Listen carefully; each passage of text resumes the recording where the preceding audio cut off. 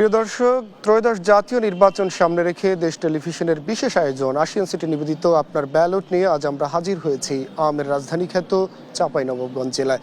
এখানকার রাজনীতিতে এখন বইছে উত্তপ্ত হাওয়া। আমরা চেষ্টা করেছিলাম এখানকার যারা প্রধান প্রতিদ্বন্দ্বী দলের প্রার্থীরা রয়েছেন তাদেরকে আজকে এই মুখোমুখি সংলাপে হাজির করার, কিন্তু তারা আসলে রাজনীতির মাঠ এতটাই উত্তপ্ত যে তারা মুখোমুখি বসতে আমাদের সাথে সম্মতি জ্ঞাপন করেননি, যার ফলে আজকে এখানকার সুশীল সমাজের প্রতিনিধি এবং সাধারণ ভোটারদের নিয়ে আজ আমরা হাজির হয়েছি এবং এখানকে শুনবো আজকে এখানকার এই জনপদের সমস্যা, সম্ভাবনার সংকট এবং একই সঙ্গে এই জনপদ দীর্ঘ স্বাধীনতার 5 যুগে এসেও কেন অবহেলিত সেই বিষয়গুলো নিয়ে।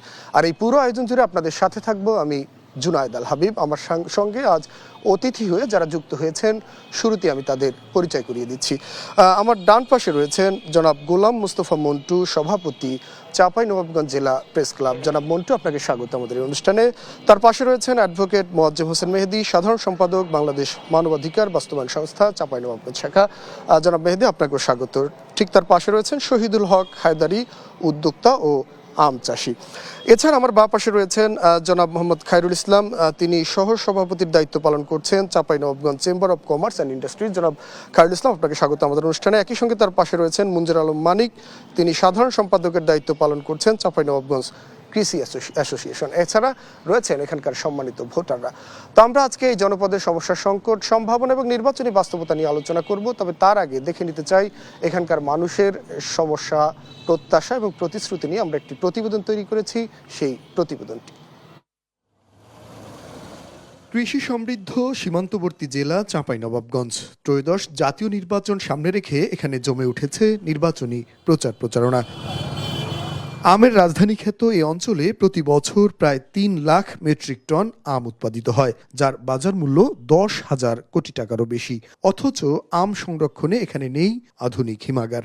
আমি মনে করি যে এই চাঁপাইনবাবগঞ্জকে শিল্পায়নের জন্য একটা ভালো পদক্ষেপ নেওয়া উচিত। আমের রাজধানীকে গুরুত্ব দিয়ে শিল্প কারখানা গড়ে উঠবে, কলকারখানা গড়ে উঠবে এবং কর্মসংস্থান সৃষ্টি হবে। এছাড়া শিক্ষা, স্বাস্থ্য ও যোগাযোগ খাতেও দীর্ঘদিন ধরে অবহেলিত এই জনপদ। আছে মাদকের ভয়াবহতাও। আসছে নির্বাচনে শুধু প্রতিশ্রুতি নয়, বিদ্যমান সংকটগুলোর স্থায়ী সমাধান চান এখানকার ভোটাররা।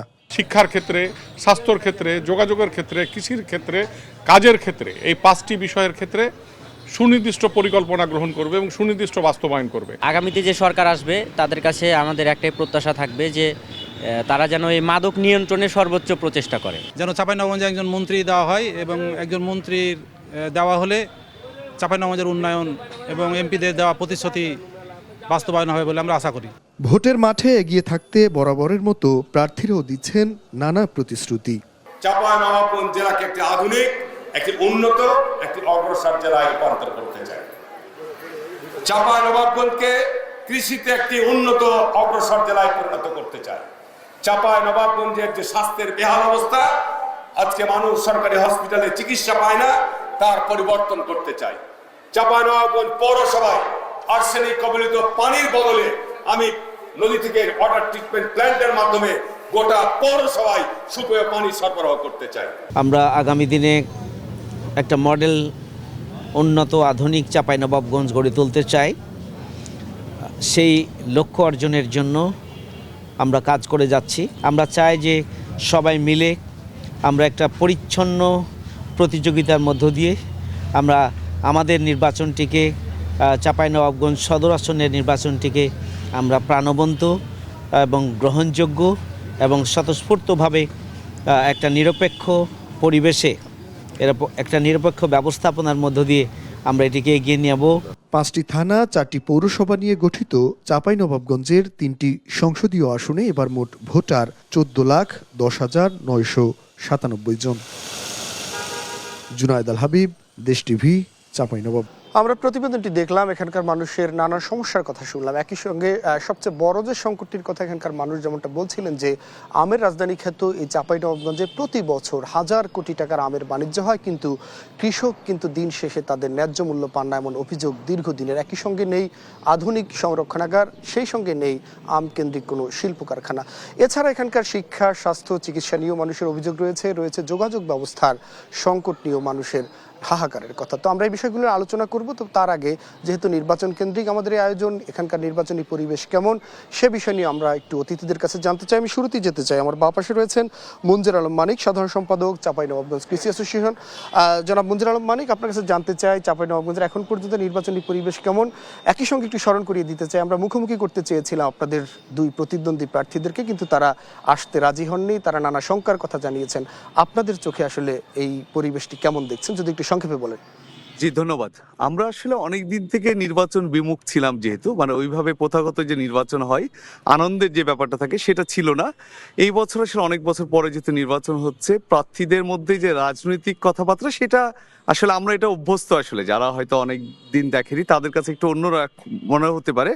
বাট আমরা চাঁপাইনবাবগঞ্জবাসী যেহেতু কখনোই গন্ডগোল বা তেমন কোনো কারোর সাথে বিরোধে জড়িয়ে পড়া, হানাহানি এমন কিছু হয়নি। আমরা আশাবাদী যে এবারও তেমনটাই হবে এবং সুষ্ঠু এবং নিরপেক্ষ নির্বাচন হবে, আমরা এমনটাই চাই আসলে। ধন্যবাদ। আমরাও চাই আসলে খুবই সুন্দর, স্বাভাবিক এবং উৎসব মুখর পরিবেশের মধ্য দিয়ে সাধারণ মানুষ তাদের ভোটাধিকার প্রয়োগ করুক। কারণ দীর্ঘ 17 বছর কিন্তু মানুষ ভোট দিতে পারেনি, ভোটের উপর মানুষের এক ধরনের অনাস্থা তৈরি হয়েছে। সেই অনাস্থা কাটিয়ে আস্থায় ফিরে আসুক, বাংলাদেশ তার নতুন নেতৃত্ব পাক।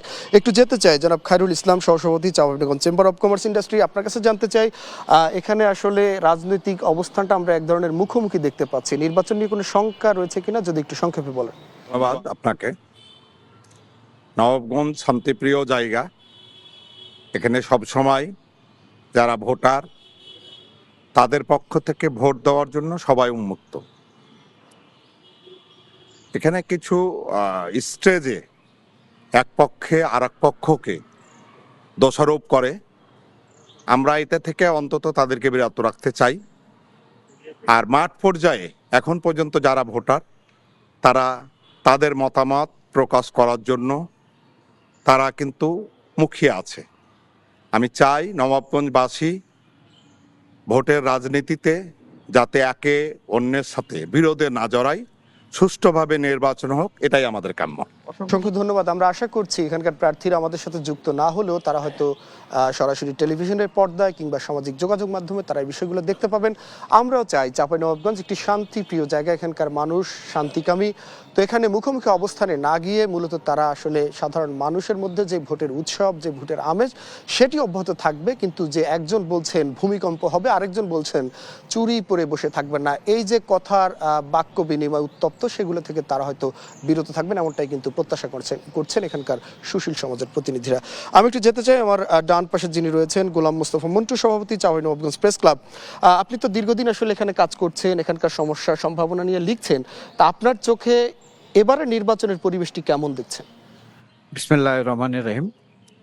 আমের রাজধানী চাঁপাইনবাবগঞ্জে দেশ টিভির লাইভ অনুষ্ঠানে দর্শকবৃন্দকে স্বাগত জানাচ্ছি। চাঁপাইনবাবগঞ্জে আমরা যতদিন থেকে ভোট দেখেছি, সুষ্ঠু ভোট, সেই ভোটগুলোতে কোনো সময় কোনো সহিংস ঘটনা ঘটেনি, আর ঘটার সম্ভাবনা কোনো সময় আমরা এটা লক্ষ্য করি নাই। এবারই প্রথম বিরোধী দুই প্রার্থীর মধ্যে একটা বাকবিতণ্ডা চললেও সাধারণ ভোটাররাও কিন্তু এ বিষয়ে কোনো ধরনের কোনো উচ্চবাচ্য করেননি বা কোনো সহিংসতা প্রদর্শন করেনি। আমরা আশা করব আগামীতেও ভোটের শেষ পর্যন্ত সুষ্ঠু এবং সুন্দর এবং নিরপেক্ষ ভোট অনুষ্ঠিত হবে, এটা আমরা আশাই করতে পারি। ধন্যবাদ। আমরা আশা করছি সুষ্ঠু নিরপেক্ষ ভোট অনুষ্ঠিত হবে। একটু আপনার পাশে মাইক্রোফোনটি যদি দিতেন। রয়েছেন অ্যাডভোকেট মোয়াজ্জেম হোসেন মেহেদী। আপনি শুনলেন এখানকার আরো তিনজন অতিথি, তারা বলছেন নির্বাচনী পরিবেশ নিয়ে। আপনার চোখে নির্বাচনী পরিবেশ কেমন দেখছেন? ভোট নিয়ে কোনো শঙ্কা রয়েছে কিনা? দেশ সেবার নিয়ে প্রার্থী হয়েছেন, অতএব আমি মনে করি যে ভাষণে অশ্লীলতা থাকে সেটাকে আমি ভাষণ মনে করি না, আর যে স্লোগানে অশ্লীলতা থাকে সেটাকে আমি স্লোগান মনে করি না। বাংলাদেশের নাগরিক হিসাবে আমার প্রত্যাশা, বাংলাদেশের মানবাধিকার সংস্থার একজন কর্মী হিসাবে আমার প্রত্যাশা যে প্রত্যেক প্রার্থীকে, যেহেতু দেশ সেবার আগ্রহ নিয়েই তারা প্রার্থী হয়েছেন, জয় পরাজয় থাকবেই, এটা নির্বাচন প্রক্রিয়া, গণতান্ত্রিক প্রক্রিয়া, এটা পদ্ধতি বলে আমি মনে করি। আমি এটিও মনে করি যে এই নির্বাচনে যারা অংশগ্রহণ করেছে তারা ইশতেহারের মধ্যেই থাকবেন এবং ভাষণ এবং স্লোগান উভয় ক্ষেত্রেই যেন সৃজনশীলতা, মানসিকতা প্রদর্শন করে। এটি আমার প্রত্যাশা। কারণ ধ্বংসাত্মক অপসংস্কৃতি এবং নানাবিধ জটিলতা সৃষ্টির পিছনে থাকে উগ্র মানসিকতা। উগ্র মানসিকতাকে পায়ের তলে রেখে জনতার কথা ভেবে শান্তির প্রত্যাশী এই চাঁপাইনবাবগঞ্জ জেলাবাসীর আশাকে পূরণ করবে শান্তিপূর্ণ প্রক্রিয়ায়। জয় পরাজয় থাকবে, জয়ের পরাজয় আছে, পরাজিত আছে বলি জয়ের আনন্দ আছে। ঠিক তাদেরকে নিয়ে একসাথে কাজ করতে হবে, দেশের স্বার্থে, জনতার স্বার্থে, মানবতার স্বার্থে, কল্যাণের স্বার্থে মানসিকতা প্রদর্শন করতে হবে, এ প্রত্যাশা রেখে। আসবো আপনার কাছে। রাজনীতির মাঠে কথার লড়াই হবে মাঠ দখলের লড়াই, তবে সেটি হবে শালীনতা, ভদ্রতা এবং সর্বাগ্রে সাধারণ নাগরিকের সার্বিক বিষয়কে বিবেচনায় নিয়ে। চাঁপাইনবাবগঞ্জে যে কথার লড়াই চলছে সেটি যাতে শালীনতা বিবর্জিত না হয়, সেই কথার প্রভাবে সাধারণ মানুষের মধ্যে যাতে কোনো ধরনের আতঙ্ক ছড়িয়ে না পড়ে, এমনটাই কিন্তু প্রত্যাশা সবাই করছেন। একই সঙ্গে আমরাও সেই প্রত্যাশা করছি। একটু যেতে চাই মঞ্জুর আলম মানিক, দুঃখিত, একটু যেতে চাই শহীদুল হক হায়দারি আপনার কাছে। আপনি শুনলেন এখানকার অতিথিদের কথা, আপনার চোখে নির্বাচনী পরিবেশ কেমন দেখছেন? ভোটের দিন ভোটাধিকার আপনারা নির্বিঘ্নে প্রয়োগ করতে পারবেন কিনা, ভোটার হিসাবে কোনো শঙ্কা রয়েছে কিনা? ধন্যবাদ। প্রতিযোগিতা হোক, প্রতিহিংসা নয়। আমরা চাই সাধারণ ভোটার যারা আছে যে মঞ্চের উত্তাপ মঞ্চেই থাক, সেটা যেন মাঠে ছড়িয়ে না পড়ে। আমি ব্যাপক মানুষের উৎসাহ দেখতে পাচ্ছি, দীর্ঘদিন পর একটি ভোট দেওয়ার সুযোগ মানুষ পেয়েছে, মানুষ ভোট দিবে। আমার সিনিয়ররা বলে গেলেন যে আসলে জয় পরাজয় থাকবেই, সেখানে সুষ্ঠু ভোট হোক। আমার বিশ্বাস যে মঞ্চের উত্তাপ মাঠে ছড়িয়ে পড়বে না। আর চাঁপাইনবাবগঞ্জ এমনি শান্তিপ্রিয় এলাকা, এই এলাকার মানুষ শান্তিপ্রিয়। আমরা আশা রাখছি যে সুন্দর একটি ভোটের মাধ্যমে প্রতিনিধি নির্বাচন হবে। তার আগে পর্যন্ত যেটা মঞ্চের উত্তাপ, সেটা সেকেন্ড পর্যন্ত সীমাবদ্ধ থাকবে বলে আমি মনে করছি। অসংখ্য ধন্যবাদ। আসলে আমরা আশা করছি যে 12ই ফেব্রুয়ারি যে ঐতিহাসিক নির্বাচন অনুষ্ঠিত হতে যাচ্ছে বাংলাদেশের ইতিহাসে, সেই নির্বাচনটি চাঁপাইনবাবগঞ্জবাসী উপভোগ করবেন। একই সঙ্গে তারা উৎসব মুখর পরিবেশের মধ্য দিয়ে তারা তাদের ভোটাধিকার প্রয়োগ করবেন। এবং সেই সঙ্গে আমি বলতে চাই, এখানকার যারা সম্মানিত প্রার্থী রয়েছেন, যারা আজকের এই বক্তব্যটি শুনবেন, তাদের কাছে যে প্রত্যাশার কথাগুলো জানিয়েছেন যে ভোটের মাঠে লড়াই হবে, কথার লড়াই হবে, কিন্তু সেটি যেন মানুষের মধ্যে কোনো ধরনের উত্তেজনা কিংবা মানুষের প্রতি কোনো বিরূপ প্রভাব না পড়ে, সেই বিষয়টি মাথায় রাখতে হবে। প্রিয় দর্শক, আমরা শুনছিলাম এখানকার সম্মানিত অতিথিদের কথা। এখানে সম্মানিত ভোটাররা রয়েছেন চাঁপাইনবাবগঞ্জের। আমরা একটু সরাসরি যেতে চাই তাদের কাছে, শুনতে চাই তাদের মন্তব্য। একই সঙ্গে তাদের এই চাঁপাইনবাবগঞ্জ নিয়ে কোনো প্রত্যাশা কিংবা কোনো অপূর্ণতার কথা থাকলে সেটিও জানতে চাই। প্রিয় চাঁপাইনবাবগঞ্জবাসী, আপনাদেরকে স্বাগত দেশ টেলিভিশনের এই বিশেষ আয়োজনে। অসংখ্য ধন্যবাদ এবং কৃতজ্ঞতা প্রকাশ করছি, আপনারা কষ্ট করে যুক্ত হয়েছেন। আজকের এই সরাসরি অনুষ্ঠানে আমরা চেষ্টা করেছিলাম আপনাদের প্রার্থীদেরকে মুখোমুখি দাঁড় করানোর, কিন্তু সেই চেষ্টায় আমরা ব্যর্থ হয়েছি। তবে আমরা আশা করছি আপনারা যে প্রশ্ন করবেন কিংবা আপনারা যে প্রত্যাশার কথা জানাবেন, বিভিন্ন মাধ্যমে হয়তো তাদের কানে পৌঁছাবে। তা আমি একটু আপনাদের কাছে সরাসরি যেতে চাই। যারা একটু কথা বলতে চান হাত উঠালে আমি প্রশ্নটি নিতে পারবো, আপনাদের মন্তব্যটি নিতে পারবো। আমি এই পাশ থেকে একটু শুরু করতে চাই। আচ্ছা, ওখানে একজন কথা বলতে চান।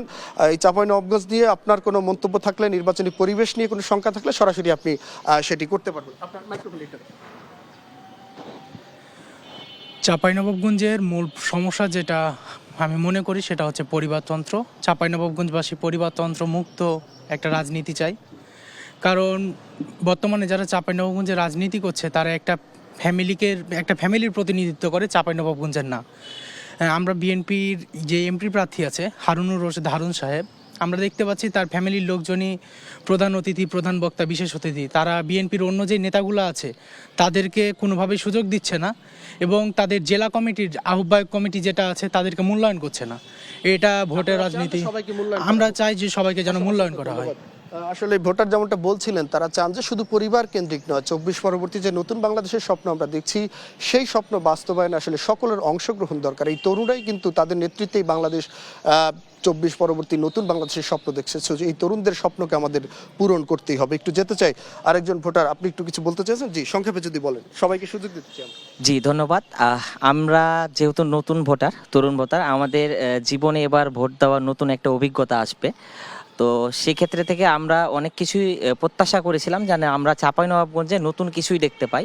সেই জায়গা থেকে আমরা একটা জিনিস দেখতে আসলে ব্যর্থ হয়েছি। সেটা হচ্ছে যে আমাদের চাঁপাইনবাবগঞ্জে অনেক প্রত্যন্ত এরিয়া রয়েছে, সেই জায়গাগুলোতে যারা অতীতে নির্বাচিত হয়েছে তারা সবসময় এমন একটা ন্যারেটিভ প্রচেষ্টা করেছিল যে একজন এমপির কাজ হচ্ছে শুধু রাস্তা বানিয়ে দেওয়া, ড্রেন বানিয়ে দেওয়া।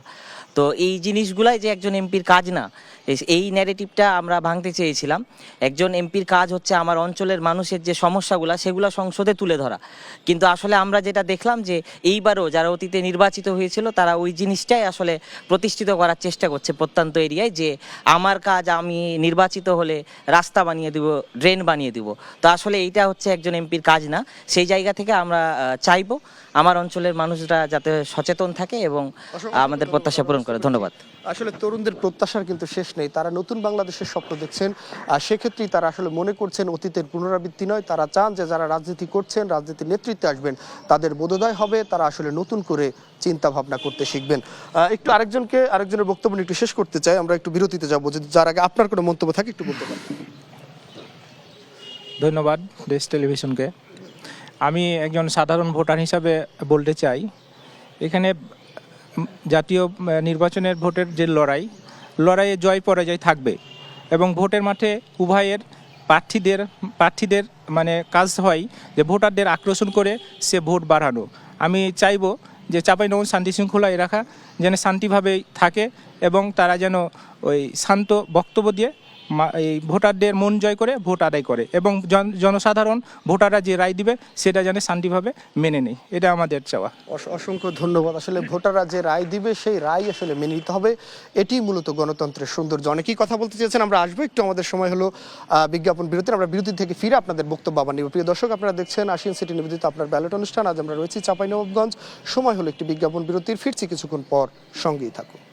বিরতির পর আবারও স্বাগত। আপনারা দেখছেন আশিয়ান সিটি নিবেদিত আপনার ব্যালট অনুষ্ঠান। আজ আমরা রয়েছি চাঁপাইনবাবগঞ্জে। প্রিয় দর্শক, বিরতির আগে আমরা এখানকার ভোটারদের বিভিন্ন প্রত্যাশার কথা শুনছিলাম, তারা তাদের বিভিন্ন সমস্যার কথা তুলে ধরেছেন।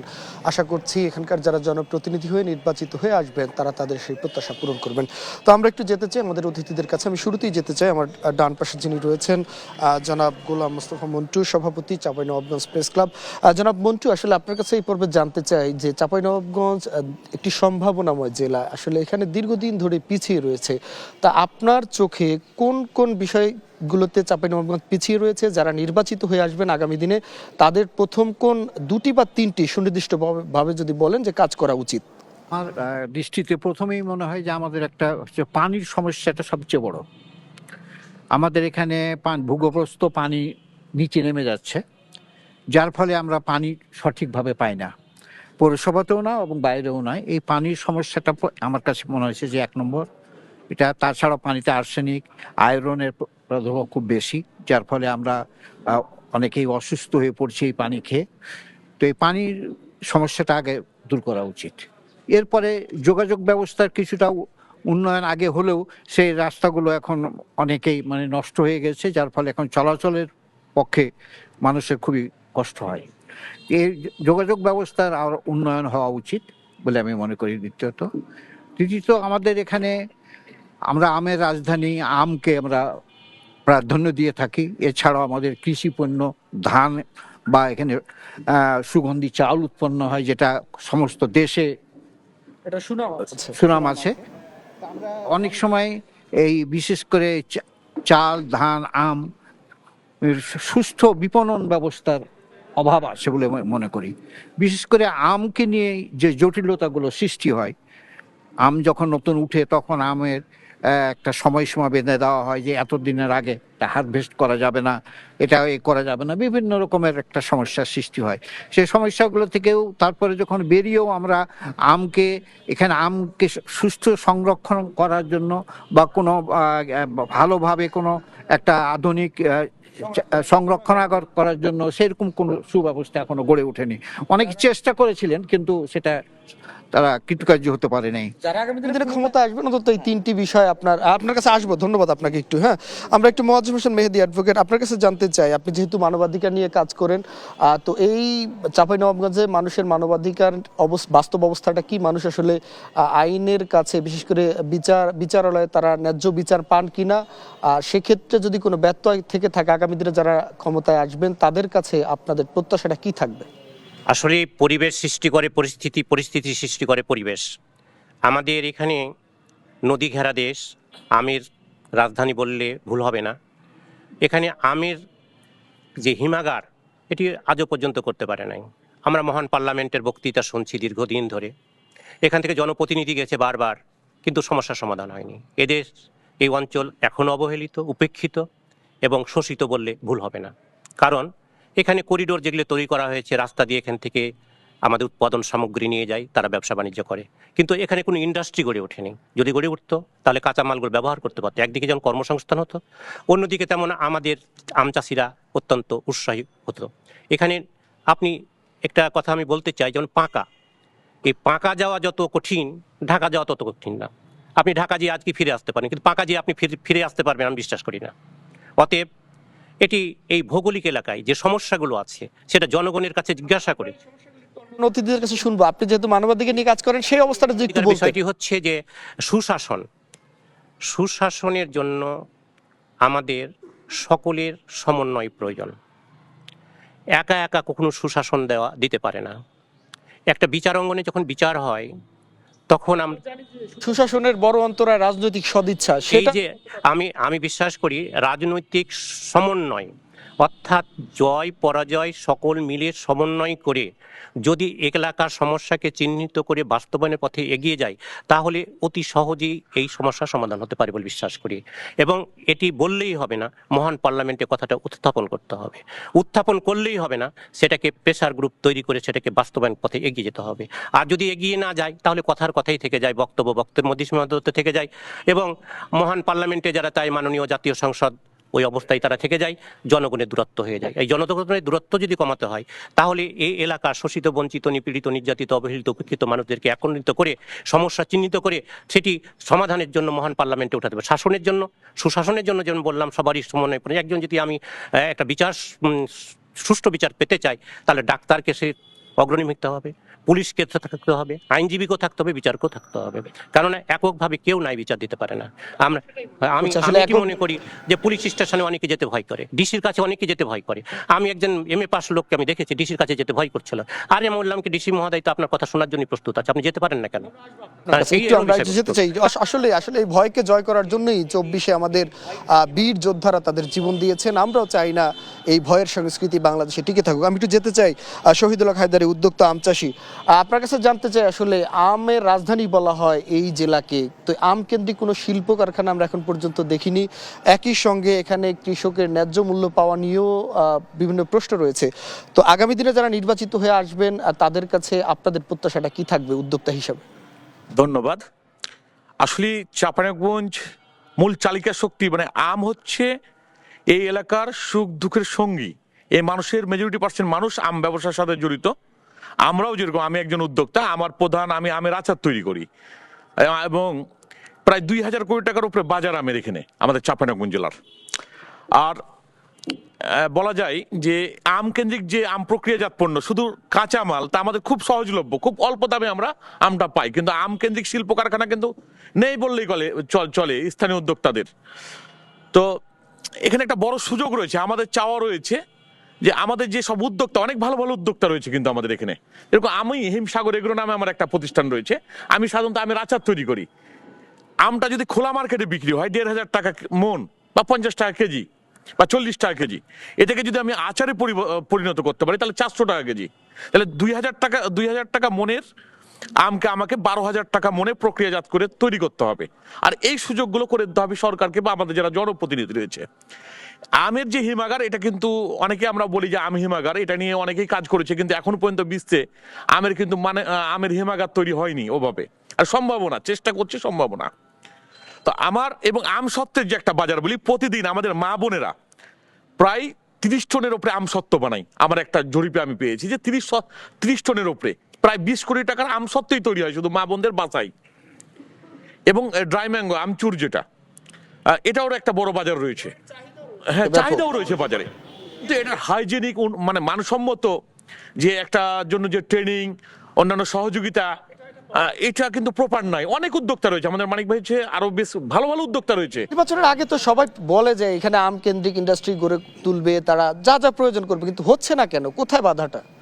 আমার মনে হয় যে হয়তো তারা এটা অনুভব করতে পারছে কিনা আমাদের যে বিষয়গুলো, যে উদ্যোক্তাদের এই সমস্যাগুলো, না শুধু ভোটের আগে হয়তো আসে কথাগুলো আসে, ভোট পরে হয়তো তেনারা ভুলে যান কিনা এটা বলতে পারছি না। কিন্তু আম শিল্পে কাজ করার মতন অনেক অনেক জায়গা রয়েছে। বৃহৎ শিল্প 3 লক্ষ মেট্রিক টন আম আমাদের চাঁপাইনবাবগঞ্জ জেলায় উৎপাদন হয়। আসবো আমরা আপনার কাছে। যেমনটা বলছিলেন একজন উদ্যোক্তা, আসলে আমকে কেন্দ্র করে এখানে বিভিন্ন ধরনের আসলে বাজারজাতের সুযোগ রয়েছে, শুধু প্রয়োজন একটি সদিচ্ছা এবং সেই সাথে প্রয়োজন আসলে এখানকার যারা উদ্যোক্তা রয়েছেন তাদেরকে আসলে একটু সাহস যোগানো, পেছন থেকে তাদেরকে একটু প্যাট্রোনাইজ করা। তারা কিন্তু সেই প্রত্যাশাটাই করছেন, কিন্তু দীর্ঘদিন ধরে ভোট আসলেই শুধুমাত্র প্রার্থীরা রঙিন প্রতিশ্রুতি শোনান, ভোটের পরে তারা সেই প্রতিশ্রুতির কথা ভুলে যান। আমরা আশা করছি নতুন বাংলাদেশে সেই পুরনো পুনরাবৃত্তি ঘটবে না, মানুষের যে প্রয়োজন, মানুষের যে চাহিদা, সেই চাহিদাকে তারা মূল্যায়ন করবেন। আমরা একটু যেতে চাই আমার বাঁ পাশে যিনি রয়েছেন, মুঞ্জের আলম মানিক, চাঁপাইনবাবগঞ্জ কৃষি অ্যাসোসিয়েশনের সাধারণ সম্পাদক। আচ্ছা, এখানে তো কৃষি সমৃদ্ধ একটি এলাকা এবং এখানে ব্যাপক সম্ভাবনা রয়েছে, তো কৃষকের আসলে অধিকার সংরক্ষণে এখনো অনেক পিছিয়ে রয়েছে এই জেলার মানুষ। কি করা উচিত আপনার মনে হয়? ধন্যবাদ। আসলে কৃষির যে ব্যাপারটা হয়েছে, যে আমরা চাঁপাইনবাবগঞ্জ জানেন কিনা আপনারা, যে কৃষি উদ্বৃত্ত জেলা, কিন্তু আমাদের দেশে জেলাতে যে পরিমাণ ফল ফসল সবজি লাগে সেটা অতিরিক্তটা আমরা অন্যান্য জেলায় বা দেশের বাইরে রপ্তানি করে থাকি। কিন্তু যেটা শহীদ ভাই বললেন আসলে, যে আমাদের সবচেয়ে শক্তির জায়গা কিন্তু আম।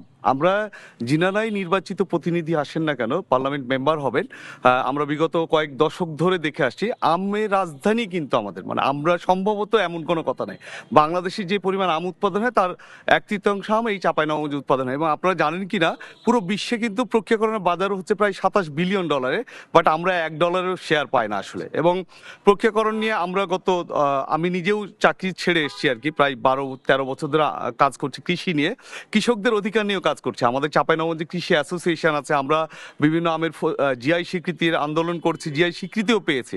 এবং অনেক জায়গায় হচ্ছে কি, যে কৃষিটা ছিল আগে লুঙ্গি পরা লোকজনদের হাতে। আমি বলি যে আসলে এখন আমরা জিন্স পরা ছেলে মেয়েদের হাতে কৃষিটা, আসলে শিক্ষিত ছেলে মেয়ে এসছে, তাদেরকে কিন্তু পলিসি মেকিংয়ে বা ডিসকাশনে কোথাও আলোচনা হয়। যেমন আপনারা আজকে আমাদেরকে ডেকেছেন, আপনাদের মাধ্যমে আমরা অনেক কথাই বলে থাকি, এই যে আম আসছে প্রতিদিনই হয়তো আমরা গণমাধ্যমে কথা বলবো, বাট আমাদেরকে নিয়ে যে এই জেলার যারা জনপ্রতিনিধি হবেন বা চেম্বার অফ কমার্স আছেন, ওনারা কিন্তু অনেক কিছু জানেন না। এটা কিন্তু আমরা হয়তো না জানি, এটা কিন্তু দোষের না, আমরা না জানতে পারি। অনেক আধুনিক ছেলেমেয়েরা এসছে, আমরা অনেক কিছু নিয়ে কাজ করছি, আমাদের সাথে কিন্তু ওনারা বসতে পারেন, পলিসি মেকিংয়ে কিন্তু আমাদেরকে বসাতে পারেন। এটাতে কিন্তু আমাদের এই জেলায় যে পরিমাণ আমের কথা শহীদ ভাই বললেন, 3000 কোটি টাকা না, আসলে বর্তমান বাজার মূল্য হচ্ছে গত বছর পর্যন্ত প্রায় 8000 কোটি টাকা ছিল, কিন্তু প্রক্রিয়াকরণ হলে প্রায় 20,000 কোটি টাকাতে উত্তীর্ণ হবে এবং প্রায় 40 থেকে 50,000 ছেলে মেয়েদের কর্মসংস্থান হবে। তো একজন জনপ্রতিনিধি যিনি আসেন, পার্লামেন্ট মেম্বার হন না কেন, ওনার জন্য কিন্তু খুব সহজ, উনি কিন্তু রাষ্ট্রের কাছে অনেক কিছু চাইতে পারবেন, উনি দাবি দেওয়া করলে কিন্তু এই জেলাতে অনেক কিছুই সম্ভব। এটা কিন্তু খুব কম জেলারই আছে। একটু আমি যেতে চাই খায়রুল ইসলাম আপনার কাছে, আপনি তো এখানকার ব্যবসায়ীদের যে সংগঠন রয়েছে সেটির নেতৃত্বে রয়েছেন, তো এখানে আসলে ব্যবসা বাণিজ্যের প্রসারে কি ধরনের প্রতিবন্ধকতা রয়েছে আপনি মনে করেন? একই সঙ্গে এখানে একটি স্থলবন্দর রয়েছে, সেই বন্দরের সুফল আসলে চাঁপাইনবাবগঞ্জবাসী কতটা পাচ্ছেন, বা না পেয়ে থাকলে তার প্রতিবন্ধকতা কি, একটু সংক্ষেপে বলবেন। ধন্যবাদ আপনাকে। চাঁপাইনবাবগঞ্জ আসলে কৃষি প্রধান এলাকা, এটা আমরা সবাই জানি, এবং কৃষির উপরই আমাদের অর্থনীতি নির্ভর করে। আমরা চেম্বার থেকে, চাঁপাইনবাবগঞ্জ চেম্বার অফ কমার্স থেকে আমাদের দাবি ছিল আমরা কৃষিভিত্তিক ইপিজেড চাই। সেটা একটা রেলওয়ের জায়গা আছে ঝিলিম ইউনিয়নের মধ্যে, আমনুরা জংশন, এটার যোগাযোগ ব্যবস্থাও খুব ভালো। আর আমাদের চাঁপাইনবাবগঞ্জে 2টি বন্দর, একটা স্থল বন্দর, একটা হচ্ছে রেল বন্দর। রেল বন্দরটা আমাদের পূর্ণাঙ্গ বন্দর এখনো হয়নি। এখানে গাড়ি পার্কিংয়ের ব্যবস্থা নাই, এখানে নিরাপত্তার ব্যবস্থা নাই, এখানে কোনো মানে হাসপাতাল নাই। আমরা এগুলা চেম্বারের পক্ষ থেকে বিভিন্ন জায়গায় দাবি করেছি, প্রতিশ্রুতিও পেয়েছি, কিন্তু এখন পর্যন্ত বাস্তবায়িত হয়নি। রহনপুরে যে রেলওয়ে বন্দর আছে সেটা এখনো পূর্ণাঙ্গ রেলওয়ে বন্দর হয়নি এবং বন্দরের স্বীকৃতিও দেয়নি। তো আমরা চাঁপাইনবাবগঞ্জের আসলে উন্নতি যদি করতে চাই কৃষির ব্যাপারে, তাহলে উৎপাদনের সাথে সাথে বিপণনের ব্যবস্থা থাকতে হবে, আর বিপণন না থাকলে কৃষকেরা পথে বসবে। সেটাই কিন্তু চাঁপাইনবাবগঞ্জে হয়েছে। তো আমরা চাই আজকের দেশ টিভির মাধ্যমে যারা নির্বাচিত হবে তারা অন্তত চাঁপাইনবাবগঞ্জের ব্যবসা কেন্দ্রিক যেগুলো আছে সেগুলো যেন সংসদে তুলে ধরে। আর সবচেয়ে বড় কথা, চাঁপাইনবাবগঞ্জে ভারী শিল্পের কোনো কারখানা নেই, মাঝারি এবং ক্ষুদ্র। ভারী শিল্প হলে চাঁপাইনবাবগঞ্জের কর্মসংস্থানের ব্যবস্থা হবে, বেকারদের সমস্যার সমাধান হবে। আমরা চাই আমরা চেম্বারে আমন্ত্রণ জানাচ্ছিলাম আলজেরিয়ার রাষ্ট্রদূতকে, চায়নার রাষ্ট্রদূতকে, আমরা ইন্ডিয়ান অ্যাসিস্ট্যান্ট হাই কমিশনারকে, তারা সবাই আমাদেরকে প্রতিশ্রুতি দিয়েছে, কিন্তু এখনও বাস্তবায়িত হয়নি। তো আমি আর দেশ টিভির মাধ্যমে আমি নবাবগঞ্জবাসীকে আর যারা আজকে নির্বাচনে প্রতিদ্বন্দ্বিতা করছেন, যিনি নির্বাচিত হবেন, তার কাছে আমাদের চাপাইবাসীর আবেদন যে আমরা অন্তত চাপাইয়ের ব্যবসায়ীদের জন্য যেন কিছু করতে পারি, এবং সেই দিকটা তারা তুলে ধরবে এবং বাংলাদেশ গভর্নমেন্টের কাছে তারা এই দাবিগুলো আদায় করবে। অসংখ্য ধন্যবাদ। চাঁপাইনবাবগঞ্জবাসী আসলে আশ্বাস নয়, তারা চায় বাস্তবায়ন। প্রিয় দর্শক, আপনারা দেখছেন আশিয়ান সিটি নিবেদিত আপনার ব্যালট অনুষ্ঠান। আজ আমরা রয়েছি চাঁপাইনবাবগঞ্জের। সময় হলো একটি বিজ্ঞাপন বিরতির, ফিরছি কিছুক্ষণ পর, সঙ্গেই থাকুন। বিরতির পর আবারও স্বাগত। আপনারা দেখছেন আশিয়ান সিটি নিবেদিত আপনার ব্যালট অনুষ্ঠান। আজ আমরা রয়েছি চাঁপাইনবাবগঞ্জে। প্রিয় দর্শক, বিরতির আগে আমরা শুনছিলাম এখানকার সম্মানিত অতিথি যারা রয়েছেন তারা এই জনপদের সমস্যা, সংকট, সম্ভাবনা নিয়ে কথা বলছেন। একই সঙ্গে তারা সবাই একই কথা কিন্তু বলছেন যে নির্বাচনের আগে যেসব প্রতিশ্রুতি দিয়ে থাকেন প্রার্থীরা, এবার আর প্রতিশ্রুতি নয়, তারা চান বাস্তবায়ন। তো আমরা এবার একটু সরাসরি ভোটারদের কাছে যেতে চাই। তারাও আসলে এই জনপদের সমস্যা নিয়ে কথা বলতে চান। আমি একটু শুরু করতে চাই এ পাশ থেকে, কে কথা বলতে চেয়েছেন? হ্যাঁ, আপনাকে দিয়ে। আসলে খুব সংক্ষেপে বলবেন আপনাদের কেমন চাঁপাইনবাবগঞ্জ আপনারা দেখতে চান? আমরা বিগত বছরগুলোতে দেখেছি যে আমাদের শিক্ষা নিয়ে কোনো চাঁপাইনবাবগঞ্জের শিক্ষার কোনো অগ্রগতি নাই। তো আমরা চাই যে বিগত দিনগুলোতে যেন, আগামী দিনগুলোতে যেন আমরা শিক্ষা ব্যবস্থা নিয়ে এমন আমাদের একটা ভার্সিটি দেখতে চাই। এই জায়গাতে আমাদেরকে কষ্ট করে পড়তে আমাদের রাজশাহী যেতে হয়, ঢাকা যেতে হয়, বিভিন্ন দূর দূরে যেতে হয়। আমরা বুঝতে পেরেছি আসলে শিক্ষাক্ষেত্রে চাঁপাইনবাবগঞ্জ পিছিয়ে রয়েছে। তারা চাচ্ছেন একটি উচ্চশিক্ষা প্রতিষ্ঠান, বিশেষ করে বিশ্ববিদ্যালয় যাতে এই অঞ্চলে হয়, সেটির দাবি কিন্তু তারা করছেন। এখানে একজন কথা বলতে চাচ্ছেন, সংক্ষেপে যদি আপনাদের কোনো দাবি থাকে করতে পারেন।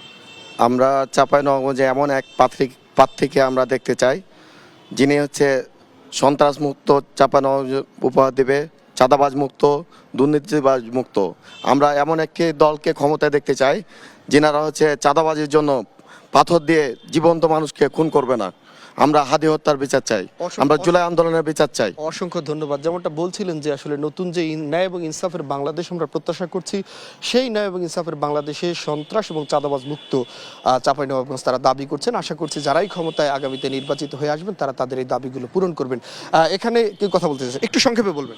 আসসালামু আলাইকুম। আমি প্রথমে দেশ টিভিকে ধন্যবাদ জানাই এত সুন্দর একটা পরিবেশ তৈরি করে দেওয়ার জন্য, যে প্রার্থীদের মুখোমুখি জনগণ, এবং আমরা প্রার্থীদের কাছে যে কথা বলার যে একটা সুন্দর প্রয়াসটা তৈরি করার চেষ্টা করছে দেশ টিভিকে, এই জন্য দেশ টিভিকে স্পেশাল ধন্যবাদ জানাই। আর আমরা নির্বাচন সম্পর্কে আমি একটু বলবো, সেটা হলো যে আমরা চাঁপাইনবাবগঞ্জবাসী খুবই শান্তিপ্রিয়।